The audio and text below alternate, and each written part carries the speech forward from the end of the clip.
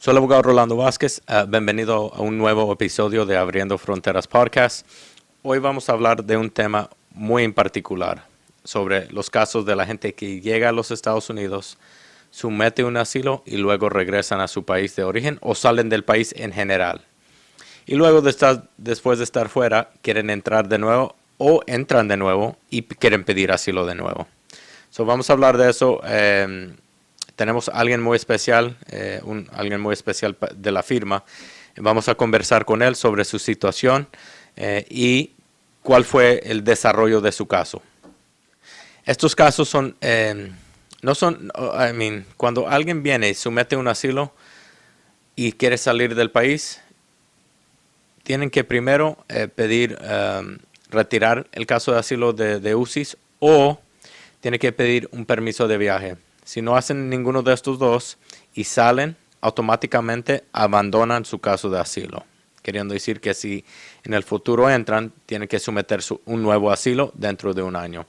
Si es que son elegibles para un asilo, ¿ok? Porque puede ser que los que llegaron se han sobrequedado más de 6 meses, más de un año, queriendo decir que hay consecuencias de 3 o 10 años, dependiendo de cuánto tiempo te sobrequedaste. Y si entras al país de nuevo durante ese tiempo de castigo, ya no serías elegible para el asilo, serías elegible solamente para suspensión de la remoción del país o suspensión de la remoción del país bajo la Convención contra la Tortura. Vamos a hablar con alguien que ha pasado por esta situación, pero antes de escuchar su testimonio, explico la situación usando escenarios para que el público lo entienda mejor. Vamos a suponer que en un ejemplo, alguien llega a los Estados Unidos, somete un asilo, después de unos años tienen que salir de emergencia a su país de origen, salen a su país de origen, estén allí un tiempo y regresan de nuevo para pedir asilo.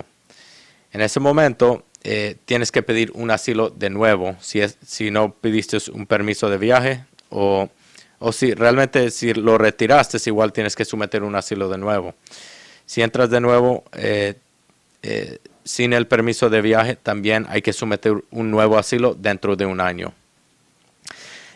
No es ideal salir y luego entrar a pedir asilo de nuevo, porque luego en corte pueden argumentar si realmente tu vida corría peligro en tu país de origen, porque saliste y pudiste estar en tu país de origen por un tiempo y luego regresaste. En corte no estoy diciendo que es imposible tener un argumento como eso es posible, pero sí se complica más tu caso al tener este escenario en tu situación. También es importante tomar en cuenta que los castigos de 3 y 10 años por sobrequedarte en general no cuentan en contra de alguien que ha tenido un asilo pendiente durante su tiempo de estadía aquí, siempre y cuando el asilo no es frívolo. Pero también hay otros detalles que pueden cambiar esa situación.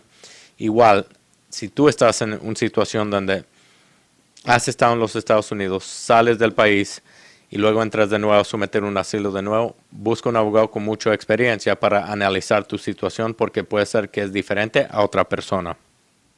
Y también es importante tomar en cuenta de que tu visa de turista se cancela si llegas, sometes tu asilo. Normalmente tu visa de turista se cancela, queriendo decir, tú llegas a los Estados Unidos, sometes un asilo, te quedas 3 años, sales del país y tu visa de turista sigue vigente porque no lo han podido cancelar, inmigración no lo ha podido cancelar oficialmente.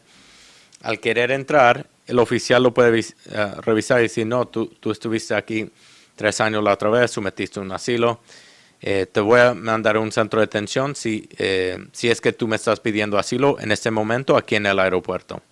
Si pides asilo en el aeropuerto y ese es el escenario, te pueden meter en un centro de detención y tendrías que ya litigar un caso de asilo estando detenido o esperando que ICE te libera de alguna manera.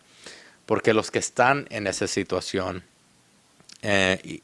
son considerados arriving aliens. Si llegas a la frontera a pedir asilo y no has entrado y no tienes cómo entrar al país, tú eres considerado un arriving alien y no tienes derecho de pedir fianza ante un juez de inmigración. Puedes pedir el asilo ante el juez de inmigración, pero no una fianza. Queriendo decir que solamente ICE en ese escenario te puede liberar bajo fianza, bajo parol, bajo palabra, si es basado en su discreción. También, por ejemplo, he tenido mucha gente que me pregunta en esta situación, ¿puedo usar y argumentar el mismo caso que argumenté, el que estaba argumentando la primera vez, antes de irme la primera vez? Les digo, obviamente sí, tienes que ser el mismo, tienes que ser consistente, porque me imagino que no están mintiendo, que todo lo que dijeron la primera vez era verdad. So, obviamente en tu nuevo asilo, todo ese contenido, todos los hechos tienen que estar en el nuevo asilo. Pero, ¿qué tal si nada te pasó en el tiempo que regresaste a tu país de origen? Si nada pasó, más bien les das argumentos fuertes al fiscal y al juez, de decir, pero según tú no puedes regresar porque tu vida corre peligro, pero regresaste por X cantidad de tiempo y nada te pasó. So, tienen ese argumento, pero puede ser que tú al regresar, tratando de ver si todo, podías vivir de nuevo en tu país de origen, y durante ese tiempo otros eventos sucedieron donde te obligaron a salir de nuevo. Entonces, eso se puede agregar a tu caso de asilo. Pero eso es muy importante tomar en cuenta si hay detalles o hechos que han sucedido durante el tiempo que regresaste a tu país de origen. Eso se va a tomar en cuenta en el juicio. Más allá de la teoría de lo que les estoy explicando ahorita, es bueno escuchar un testimonio de alguien que lo ha vivido. Y ahorita vamos a escuchar a Ángel, un cliente muy querido aquí en la oficina, sobre su experiencia sobre esta situación y cómo desarrolló su caso. Estuve detenido en BTC, Broward Transitional Center, en Pompano Beach. Estuve detenido cerca de 3 meses. Estuve detenido cuando llegué al aeropuerto de Miami. Solicité empezar otra vez un proceso migratorio y bueno, ya a raíz de ahí como que me comuniqué con ustedes y iniciamos el proceso. So, gente puede llegar a estar detenido por muchas razones. Si están dentro del país, si hay un delito, o si están dentro del país y se sobrequedan su estadía y hay, por alguna razón u otra, viene en contacto con ellos. Pero normalmente la gente que llega a frontera y no les dan admisión a entrar al país, y en ese momento si esa persona pide asilo, normalmente los meten en un centro de detención. Que es el caso para muchos venezolanos y realmente muchos inmigrantes en este momento en general. Y cabe también, cabe también destacar que no solamente por el tema de que llegan por frontera, o sea, hay muchas personas que llegan por el aeropuerto y tienen información en los teléfonos de que van a trabajar acá ilegalmente y Migración les hace preguntas, las personas caen y automáticamente pasan a un centro de detención. Como también pude conocer bastantes venezolanos que estaban detenidos ahí mismo donde yo estaba por manejar sin licencia, por cargar la registración del carro vencida, o sea, por pequeños detalles que al fin y al cabo las personas como que estoy seguro que no imaginan que ese tipo de cosas puede llegar a eso. Creo que de hecho una de las personas con las que estuviste detenida tenía una visa de inversionista. Exacto. Conocí a una persona que es de Valencia. Él tenía una visa de inversionista activa y decide salir a Panamá. En ese transcurso, mediante la visa inversionista solicitó la residencia. La residencia fue negada, pero la visa inversionista aún permanecía activa. Simplemente cuando regresó de Panamá le dijeron que esta vez su trámite, o sea, su entrada no era admisible. Entonces, como que uno escucha, o por lo menos en mi caso, escuché muchas historias de diferentes personas y es como que ya a raíz de esto te queda una lección de que tienes que tomar las cosas con más seriedad y más que tomar las cosas con más seriedad, como el tema de la legalidad en este país y no porque yo esté con el abogado acá, es como que yo, basado en mi experiencia, les recomiendo a todas las personas que tienen un familiar detenido o que han pasado por situaciones similares, que hagan todo con abogado y que no se dejen como que llevar por las demás personas. Lo más importante es que, al fin y al cabo, sí, contratar un abogado en este país cuesta, pero más allá de lo que pueda costar económicamente, estás haciendo una inversión que al fin de mañana va a ser para tu futuro, ¿no? Y para estar claro, los aeropuertos son considerados una frontera. So, si es el aeropuerto, sí estás, I guess, físicamente dentro del país, pero legalmente estás en una frontera. So, si te niegan la admisión al país y si tienes miedo de regresar a tu país de origen, es el momento de pedir asilo. Y la ley lo permite de esa manera, de pedir asilo estando dentro del país o llegando a alguna frontera. Primero que nada, llegas a un centro de detención, después que te dejan detenido del aeropuerto, por lo menos en mi caso fue en aeropuerto y no fue en frontera, después que me dejaron detenido del aeropuerto, me llevaron a un sitio que se llama Chrome, que es una cárcel básicamente con presos comunes, donde estuve promedio casi 24 horas, habían personas de diferentes colores los uniformes, el naranja es para las personas detenidas por inmigración, el rojo es para criminales y el otro color en este momento no lo recuerdo, pero era como que estábamos de diferentes colores en un mismo sitio hasta que el ICE te va a buscar en un lapso de 24 horas. Luego que yo entro al centro de inmigración, que es BTC, Broward Transitional Center, cuando entro allí, normalmente dentro de los primeros 3 días a 7 días te hacen un credible fair, que es como la entrevista del miedo creíble, Correcto. básicamente la entrevista del asilo, ¿verdad? Me hicieron esa entrevista, pero no me la hicieron en el lapso de los días que pasó.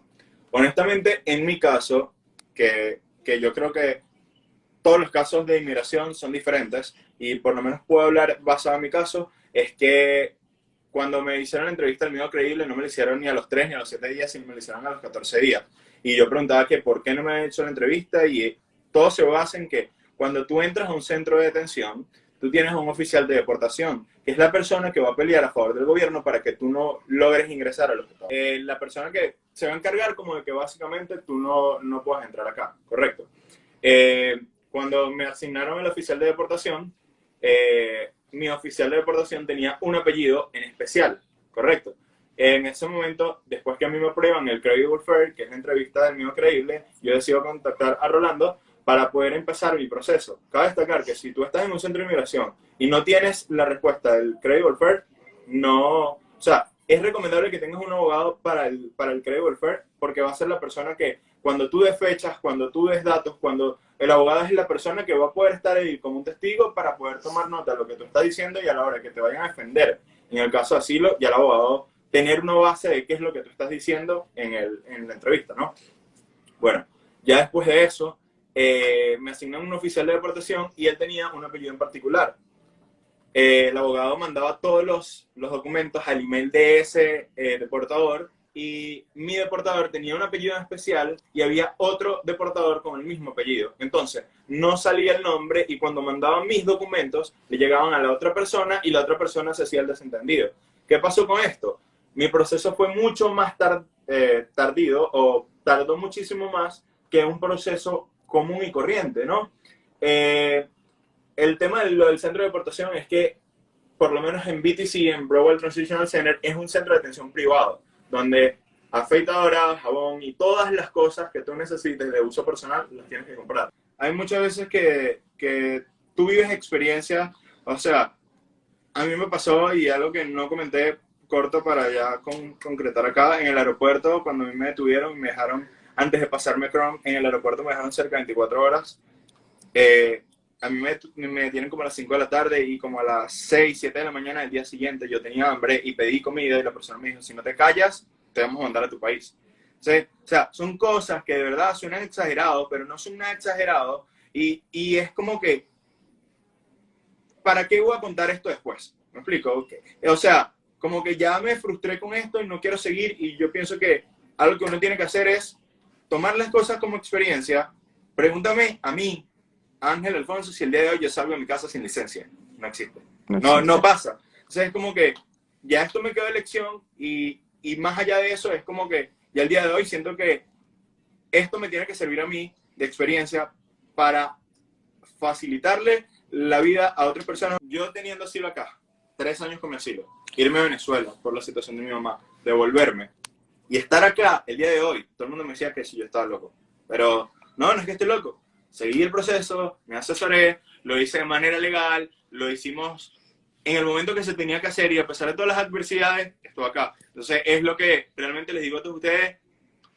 Hay veces que uno piensa que está mal, pero al yo estar en un centro de atención y ver a tantas personas en situaciones peores que yo, es en donde digo, señores, you do it. Como que tú lo puedes hacer, ponte a trabajar, síguele echando, disculpen la expresión, pero bolas a lo que estás haciendo y más nada. O sea, estamos para salir adelante y pues les digo, con los ojos cerrados, no es publicidad, no me pagaron, estoy aquí porque quiero. Les digo, esta gente se ha convertido en mi familia y cada vez que yo vengo acá siempre los recomiendo, siempre lo digo y es porque son personas serias, son personas responsables y saben lo que están haciendo. Bueno, ya escuchamos a Ángel. Gracias, Ángel, por tu perspectiva y tu experiencia. Mucha gente está en esta situación y lo van a estar en esta situación en el futuro. Acuérdense de suscribirse, dejar sus comentarios. Gracias de nuevo por estar con nosotros en otro episodio de Abriendo Frontera Podcast. Es muy importante los comentarios porque voy a basar todo mi contenido, todos mis episodios en el futuro basado en los comentarios y las preguntas de la comunidad. Gracias por estar de nuevo con nosotros. Hasta luego.